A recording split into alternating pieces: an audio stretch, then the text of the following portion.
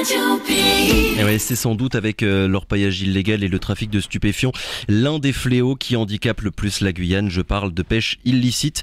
Régulièrement, les services de l'État nous rapportent les arrestations et déroutages effectués au large des côtes guyanaises quand des tapouilles, comme on dit, sont surprises en flagrant délit de pêche clandestine. Oui, mais est-ce suffisant? Non, à croire à un certain nombre de personnes, scientifiques, gestionnaires, ONG et les premiers concernés, les pêcheurs.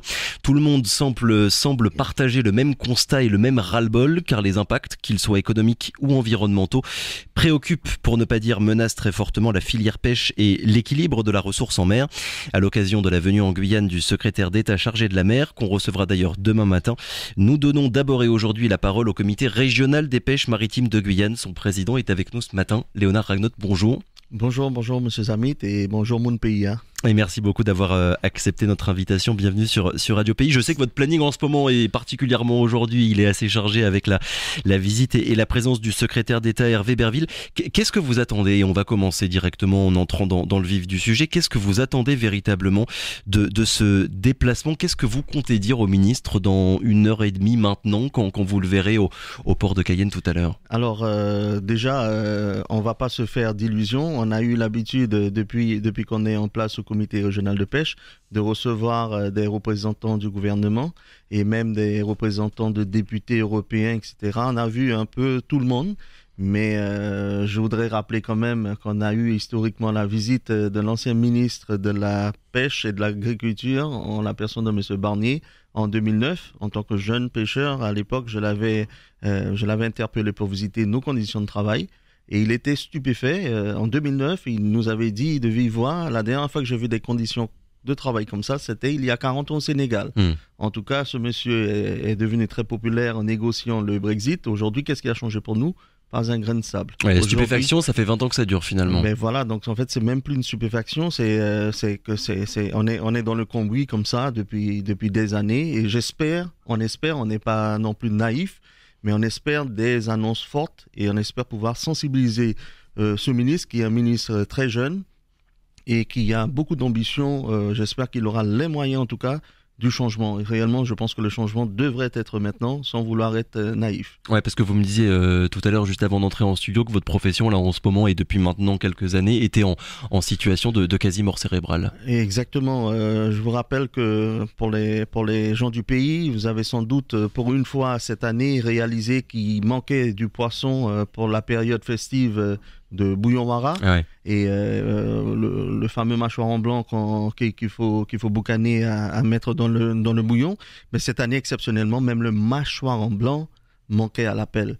Donc aujourd'hui, on arrive à un niveau, et je pense qu'il est très important, et c'est pour ça que je suis là aujourd'hui, pour le dire à la population, si les actions ne sont pas menées, nous, filière pêche, nourricière de la Guyane, et très rare secteur où on arrive, en fait, secteur primaire où on arrive à nourrir notre population, à partir de maintenant, si des mesures ne sont pas prises, c'est la mort totale de la pêche guyanaise. De mémoire de pêcheur, cette situation-là, vous l'aviez déjà rencontrée parce que ça fait longtemps maintenant, vous l'avez dit, de nombreuses années que votre profession, vos prédécesseurs ont alerté sur toutes les difficultés que vous rencontrez. Du coup, mine de rien, tout le monde a pris l'habitude d'entendre parler des problématiques des pêcheurs. Est-ce que ça s'aggrave au fur et à mesure des années finalement, Léonard Ragnotte? Oui, effectivement, l'aggravation se fait à plusieurs niveaux. Au jour d'aujourd'hui, en fait, on a toujours su protéger cette ressource qui est la nôtre.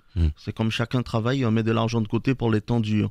On a su protéger notre ressource et cette ressource n'est plus disponible. Les bateaux illégaux venant des pays voisins viennent avec des mailles plus petites, des longueurs de filet beaucoup plus importantes. Et en tout cas, nous, on récupère des miettes. Et quel professionnel, quelle industrie ou quel secteur économique peut envisager un vrai développement sur des miettes? C'est impossible. Aujourd'hui, le rôle régalien de l'État, c'est de protéger ses ressortissants, que ce soit à terre ou en mer, en tout cas même dans les airs, on arrive à le prouver ailleurs, pourquoi pas en Guyane? Et c'est ça notre première doléance. Est-ce que sur la pêche illégale, la pêche pirate, comme vous dites, Léonard Ragnaut, vous demandez à ce qu'il y ait, et je me doute de la réponse, mais je vous la pose quand même, un réel changement de braquet, comme finalement ce qu'on a pu un petit peu voir avec le trafic de cocaïne et le 100% contrôle à l'aéroport Félix Éboué. Alors c'est pas parfait, mais apparemment ça commence un petit peu à porter ses fruits. Sur le sujet de la pêche, il faut la même chose. Plus de moyens déjà évidemment, mais aussi une nouvelle vision finalement dans la manière de lutter, pour mieux lutter contre les pêcheurs clandestins. Oui, effectivement, depuis qu'on est arrivé à la tête du CRPM, on a impulsé une nouvelle dynamique, une nouvelle manière de voir les choses, et c'est en concertation notamment avec l'action de l'État en mer et les autorités que nous voyons. Moi, je pense qu'il faut arrêter la chasse. On n'est pas on n'est pas des chasseurs en mer, on est des pêcheurs, mais pour pêcher, il faut vraiment qu'on soit dans notre élément. Pour être dans notre élément, il faut que l'élément nous appartienne et qu'on soit chez soi. Et aujourd'hui, ce n'est pas le cas. Donc, il faut trouver des solutions à ce que ça se mette en place réellement et que le secteur économique... Je rappelle aux Guyanaises et aux Guyanais, notre ressource est là, mais sauf qu'elle est prise par d'autres, par la pêche pirate. Et c'est ça qu'il faut arrêter. Là, toute l'activité va se relancer une fois que ce sera fait. Si c'est pas trop tard, c'est pour ça qu'on dit qu'il faut vraiment agir maintenant. Et que finalement, les deux sujets, d'un côté, le développement de la filière économique légale guyanaise et de l'autre, la lutte contre la pêche illégale, en fait, les deux sujets sont liés. Sans régler le premier problème, on n'arrivera pas finalement à régler le deuxième. Exactement. Alors, c'est pour ça qu'à certains moments, lors des visios ou lors des différentes prises de position du comité régional de pêche, on ne peut pas bâtir une économie ou bâtir un développement économique sur des ruines. Il faut faire des fondations fortes et c'est cette fondation forte qui va maintenir le bâtiment, quelle que soit sa hauteur. Il faut qu'il soit fort et qu'il soit mis en œuvre rapidement et de manière intelligente. On va rappeler quand même quelques chiffres. Au début des années 2000, le WWF recensait une quinzaine de tapouilles au large de l'ouest guyanais seulement. Le chiffre, il a presque doublé puisque 29 navires de pêche étrangers ont été comptabilisés il y a 6 mois. C'est des recensements qui sont régulièrement faits par l'ONG. Quand vous parlez de ça, là en ce moment, quand vous allez parler de ça au ministre, mais finalement quand vous en parlez tout au long de l'année au service de l'État, qu'est-ce qu'on vous répond, Léonard Ragnaut ? On nous répond que la lutte contre la pêche illicite, c'est effectif, ça fonctionne. Mais écoutez, mesdames, messieurs les Guyanais, je voudrais vous dire que l'action de l'État en mer, c'est 196 km de filets saisis en 2021. Ça, ce sont les derniers chiffres que j'ai. 196 km de filets. Si on multiplie le contenant d'un navire de pêche surinamais, c'est aux alentours de 6 km. Et on en a vu 28 par WWF. Mais imaginez, vous faites 128 multiplié par 6, 28 multiplié par 6, ça fait 120, en tout cas un peu plus. Quasiment la totalité de ce qu'annonce l'État avoir saisi, ça c'est en un jour de pêche. Donc réellement, c'est un jour de pêche qui est sauvé en saisissant ces filets sur toute l'année. Est-ce que c'est efficace? Un jour sur 365? C'est pas efficace du tout. Donc, c'est ce raisonnement, je pense, qu'il faut avoir aujourd'hui. Je vous pose cette question-là, Léonard Ragnaut, parce que nous, moi, journaliste qui parle un petit peu aux deux camps, finalement, quand on reçoit des communiqués de la préfecture pour nous dire, voilà, hier, le patrouilleur La Confiance a dérouté 1, 2, 3 tapouilles, on est actif sur ce sujet-là, finalement, c'est un peu le message que tout le monde doit comprendre. Ça n'est qu'un message, qu'une opération de communication, ou bien il y a quand même des choses qui vont dans le bon sens, dans la lutte contre la pêche illégale et illicite. Je peux aussi vous citer une déclaration faite par le gouvernement au mois de janvier qui va aussi dans le même sens. Je cite, l'État déploie des moyens considérables dans la lutte contre la pêche illégale. 300 contrôles sont réalisés chaque année par la Marine nationale, la gendarmerie et les affaires maritimes. Vous qui regardez ça de près, vous en pensez quoi finalement de la posture et de la position de l'État? On est dans une pure opération et une guerre de communication pour dire regardez comme on est actif. Exactement, à mon avis c'est une guerre de la communication et c'est vrai que nous on a un allié fort, c'est WWF, puisque nous travaillons ensemble dans la lutte contre la pêche INN et en tout cas rappeler à l'État son rôle régalien, c'est de protéger la ressource. Et aujourd'hui, si on protège cette ressource, moi ma question que je me pose tous les jours en me réveillant, est-ce que je fais suffisamment en tant que représentant de filière pour mes enfants et mes futurs petits-enfants, en tout cas pour les générations futures. Parce qu'une fois qu'on ne sera plus là, quel message fort, quel héritage Vous allez laisser. Laissons-nous aux jeunes Guyanais. C'est pour ça qu'il faut agir. On est de ce territoire. Il faut que ce territoire soit protégé pour les Guyanais. Il faut qu'un métropolitain, en tout cas quelqu'un qui arrive de Paris ou d'ailleurs, qui vienne ici, ressente ce que moi j'ai vécu dans ma jeunesse. On a toujours su que le poisson mourait de vieillesse en Guyane. Mais ça, c'était avant, c'était jadis. Ouais. Aujourd'hui, on trouve même plus de vrais accoupas qu'on a connus dans le temps. Il est temps qu'on retrouve cet état de fait. Mais du coup, ça veut dire qu'il y a la problématique en tant que telle de la présence de tous ces pêcheurs clandestins qui viennent pêcher tous les jours au large des côtes guyanaises. Il y a ce problème-là d'un côté.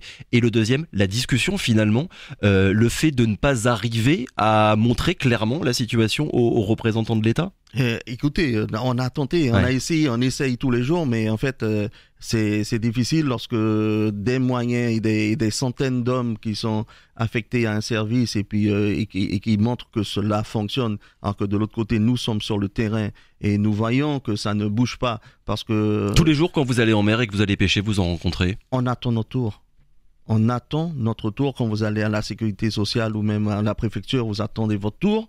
C'est exactement le cas, on attend notre tour et il est extrêmement dommage parce que lorsqu'on a une mauvaise herbe qui pousse dans le jardin, surtout s'il y en a plusieurs, si on enlève une seule herbe, les autres vont proliférer. Bien sûr. Donc à un moment donné, il faut vraiment agir et une action, on n'est pas les stratèges de la France, mais à un moment donné, je pense qu'on est quand même, je l'ai rappelé, la France, 5e puissance mondiale.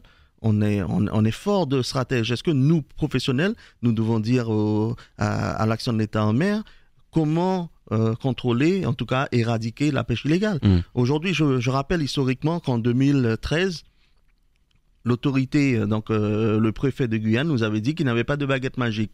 Je voulais rappeler à la population les conséquences d'une telle prise de position. On a dû, si vous les rappelez bien, on a dû faire un incident diplomatique en s'installant devant le consulat du Brésil.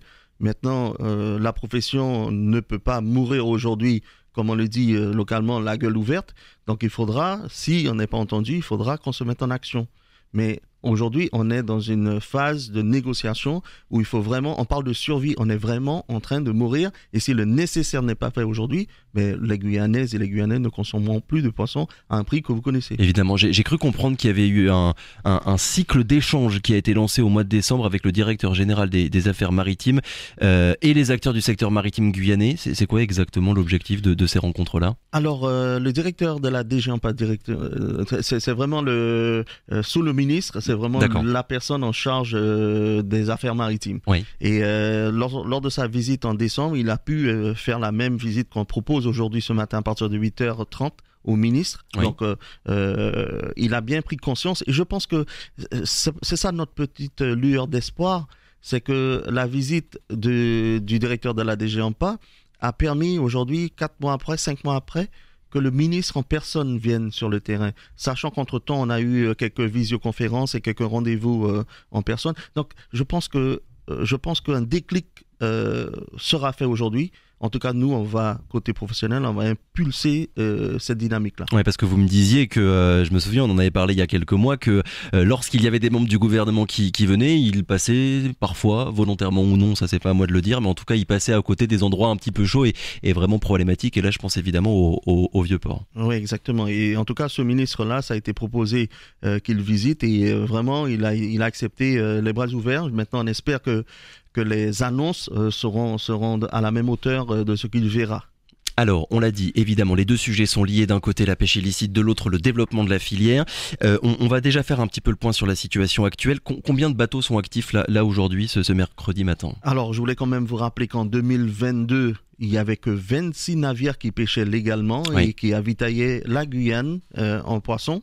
Aujourd'hui, en 2023... 26, je me permets de vous couper, 26 sur 130. 26 sur 130, exactement. On a un potentiel de 130 navires, mais le reste, donc c'est à peine 20% de la flotte qui pêchait, et le reste était à quai pour des problèmes administratifs liés à des problématiques de carte de séjour, notamment en préfecture. En 2023, on est le 3 mai, on a 15 ou 16 bateaux au maximum qui pêchent pour nourrir la population guyanaise. et c'est vraiment désolant. Il est temps que cela change et on va se mettre à l'œuvre pour bien expliquer ça au ministre, pour que ce soit débloqué rapidement. Ça veut dire, parce que vous aviez eu une rencontre avec la préfecture déjà au mois de décembre sur cette question-là, sur le fait qu'il y avait peu de bateaux qui pouvaient travailler correctement. Depuis 6 mois finalement, un peu moins de 6 mois, le sujet n'a pas véritablement changé. Et c'est vrai que ça a légèrement changé depuis très peu. Depuis le 14 mars 2023, nous avons reçu 67 rendez-vous de la part de la préfecture à honorer 3 jours après. Je vous rappelle que le comité de pêche n'a à aucun moment le rôle de centraliseur, en tout cas pas d'assistante sociale de la filière, mais nous le faisons, puisque nous savons avec en tout cas des moyens très dérisoires. Et d'ailleurs, je salue la partie vraiment professionnelle de la petite équipe que nous avons au comité de pêche et qui vient au soutien fort à tous les armements, à tous les secteurs, à toutes les étapes de la filière. Et ça, franchement, il faut le reconnaître et je les remercie pour ça. Maintenant, c'est vrai que notre vocation, c'est pas de venir en aide à la filière, mais ayant pris conscience du manque à gagner, on a mis en place ce service sans aide quelconque de qui que ce soit. Maintenant, il faudra qu'on arrive à structurer tout ça avec la CTG et l'État. Donc même pas 10% finalement de la flotte qui est active en ce moment, et ça fait maintenant de longs mois que ça dure. Vous nous aviez dit que les cantines scolaires, les hôpitaux n'étaient plus livrés en poissons compte tenu de la faible activité, on va dire, des pêcheurs guyanais. Les unités de transformation également, pas de produits, elles n'ont pas été alimentées en produits depuis le début de l'année. Alors depuis le 1er janvier 2023, toutes les unités de transformation n'ont pas vu 1 gramme de poissons, en tout cas de produits. Heureusement que la partie Vivano a continué malement parce qu'ils ont également connu la crise où les débarquements se sont réduits. Donc il y a un phénomène aujourd'hui, pour reprendre sur les unités de transformation, ils payent en fait les employés. Mais ces employés pointent le matin et malheureusement, ils n'ont pas de matière d'œuvre, mais ils persistent quand même, ces chefs d'entreprise, à maintenir leurs employés et pour ne pas se voir perdre, tout en gardant l'espoir que demain sera meilleur. Oui, finalement, c'est toute la filière qui se retrouve handicapée par cette situation-là, pas que les pêcheurs uniquement. Exactement, parce qu'on a une stratégie de filière aujourd'hui. Si on n'a que des producteurs, à un moment donné, lorsque les 130 navires pêcheront, on fera quoi avec cette production? Sachant que les usiniers ont monté leurs unités de transformation face à un excédent de vente de la production. Aujourd'hui, il faut qu'on respecte ces engagements qui étaient tenus il y a une dizaine d'années. Aujourd'hui, il faut relancer les bateaux en mer, il faut diversifier la production et faire en sorte que les Guyanaises et les Guyanais soient approvisionnés en protéines à base de poissons et que les unités, que chacun s'en sort dans cette filière. Alors Léonard Ragnaud, sur ce trop faible, sur cette petite dizaine finalement de bateaux qui sont actifs, vous m'arrêtez si je me trompe, mais un des problèmes c'était, et c'est encore aujourd'hui très certainement, l'absence de main d'œuvre. Vous n'avez pas assez de personnes qui travaillent sur les bateaux pour partir en mer. Je crois qu'il y a une séquence, comme on dit, de prévu avec le ministre sur ce sujet-là, la formation notamment auprès des jeunes. C'est une priorité pour vous quand vous regardez un petit peu l'avenir et les 10, 15, 20 ans à venir? Oui, tout à fait. Je pense qu'il faut assurer la relève parce que dans chaque secteur, il y a le renouvellement de la main-d'œuvre qui compte. Et il y a des marins qui ont assez donné dans leur vie. Il est temps qu'ils aillent se reposer en famille tranquillement au lieu d'atteindre 64 ans, 65 ans, 70 ans à travailler toujours à produire. C'est un métier très difficile. Mais dans la pêche, il n'y a pas uniquement les marins-pêcheurs. Il y a d'autres métiers à valoriser, notamment des poissonniers, des filteurs, en tout cas des ramondeurs, des charpentiers. Donc lorsqu'on parle pêche, c'est pas uniquement pêcheurs. Mais effectivement, il faut commencer à former. Mais en tout cas, si on veut former des marins-pêcheurs aujourd'hui, il faut qu'un ensemble, un package soit mis sur la table qui permette l'attractivité de la filière. Je veux dire, on ne peut pas former de jeunes Guyanais à travailler dans des bateaux actuels ou travailler dans des conditions misérables comme on voit aujourd'hui au village chinois. Et puis ça prendra du temps, il ne faut pas vouloir une réponse immédiate et rapide sur quelque chose d'aussi global et général, ça prendra du temps. Ça prendra du temps et c'est pour ça que moi je parle de package. Il faut que le renouvellement de la flotte s'accompagne avec des formations parce qu'une fois qu'on aura des bateaux conséquents, mais en plus pour avoir des bateaux conséquents, il faut qu'économiquement ça aille. Mais comment ça va aller? Il faut protéger nos frontières pour que lorsqu'on parte pêcher, on puisse rentabiliser notre coût de pêche. Donc c'est l'ensemble, et c'est pour ça que moi je propose aux élus guyanais et à l'ensemble de la population et à l'État un groupe de travail pour mettre en place tout ce qu'il faut pour relancer l'activité. Oui, parce que finalement tout est lié, lutte contre la pêche illégale, plus de main d'œuvre, une meilleure formation, le renouvellement de la flotte, vous venez d'en dire quelques mots. On en est où d'ailleurs, Léonard Ragnot, sur ce point-là? L'an dernier, le gouvernement avait annoncé 17 millions d'euros pour renouveler la flotte guyanaise. Comment est-ce que ça avance? C'est conditionné par l'Europe. En fait, l'Europe ne met pas l'argent sur la table, mais autorise les États membres et les collectivités à financer le renouvellement de la flotte. Mais il conditionne 2 éléments. La disponibilité de la ressource et la viabilité économique. Ça veut dire quoi? Ça veut dire qu'on permet à la France d'aider les Guyanais à acheter des bateaux neufs. Mais par contre, avant d'acheter le bateau neuf et d'aider financièrement, donc ça peut être de la défiscalisation, en tout cas on verra dans quel format, il faut prouver que la ressource est là. Aujourd'hui, à cause de la pêche illégale, je vous rappelle que le rapport d'Ifremer 2012 disait bien que la pêche illégale représente 2,5 à 3 fois plus que la production locale. Donc, est-ce qu'on peut être positif que cette viabilité économique et la ressource sera disponible? Il me semble qu'il y aura un nouveau rapport d'ailleurs de l'Ifremer qui a été commandé pour faire le point sur la situation actuelle de la ressource. Alors, au mois de décembre, le WWF, Ifremer, le comité régional de pêche, grâce au financement de la DGAMPA, nous avons signé ensemble une convention évaluant la capture de la pêche illégale. Ah oui, illégale, d'accord. Illégale. Donc c'est la convention que nous avons signée et c'est parti sur 16 mois, je crois, de mémoire. Et donc du coup, ça vient de commencer. D'ici 1 an et demi, on saura réellement ce que ça vaut. Mais écoutez, on n'est pas dupes. On sait réellement ce que ça vaut aujourd'hui puisque nous sommes toujours en mer. Les illégaux ont la priorité parce qu'ils ont des engins, des bateaux et tout beaucoup plus grands et nous sommes rapidement mis de côté. Dernière question, 17 millions d'euros du coup pour le renouvellement de la flotte, on l'a bien compris, qui est conditionné à certaines conditions. Pour quel type de navire? Je crois qu'on vous avait annoncé des chalutiers à la base, alors que, on le sait bien, la pêche à la crevette en Guyane aujourd'hui, elle représente malheureusement plus grand chose qu'avant. Écoutez, la position de l'État à l'époque, donc il y a 1 an, c'était d'annoncer, enfin au mois de septembre pour être plus précis, septembre 2022, ils avaient annoncé le renouvellement de 6 chalutiers. Alors, nous avions un peu protesté, enfin très, très vivacement, parce qu'on ne peut pas renouveler 6 chalutiers, sachant que la pêche crevettière est en déclin, alors qu'au contraire, la pêche côtière était au sommet. Parce qu'on consomme plus de poissons aujourd'hui que de crevettes aussi, peut-être qu'il y a quelques années.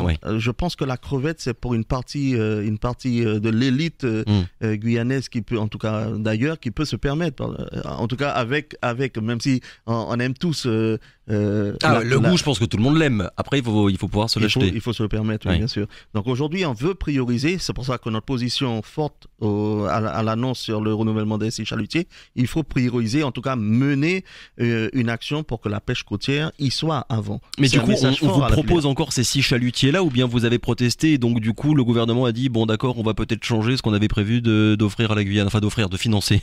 Oui, en fait, on sait bien, parce que c'est le rapport capacité qui compte. Et ils étaient plus sur le renouvellement de la pêche crevettière parce qu'il y a eu un suivi depuis le début. Et par contre, sur le suivi de la pêche côtière, il n'y avait absolument rien. D'où leur intérêt de proposer ça. Mais aujourd'hui, ça ne convient pas. Il faut vraiment être exemplaire et montrer aux pêcheurs actuels, donc pêche côtière, qu'il y a toujours moyen d'avoir une meilleure situation. Léonard Ragnot, merci beaucoup. Je vous laisse partir parce que dans moins d'1 heure, vous devez être au Vieux-Port avec le ministre. Évidemment, on vous réinvitera pour faire le point un petit peu sur les éventuelles annonces qui pourraient être faites du coup durant ce déplacement ministériel. Merci encore d'avoir été avec nous ce matin. Je le rappelle donc, président du comité régional des pêches maritimes de Guyane. Et c'est moi que vous remercie. Et puis j'espère être invité rapidement tout de suite après le départ du ministre pour faire un point avec vous sur les annonces. Mais évidemment, comptez sur nous, sur le comité d'annoncer tout ce qui sera annonçable. Avec grand plaisir. Merci à bientôt. Beaucoup. Au revoir. Radio Pays.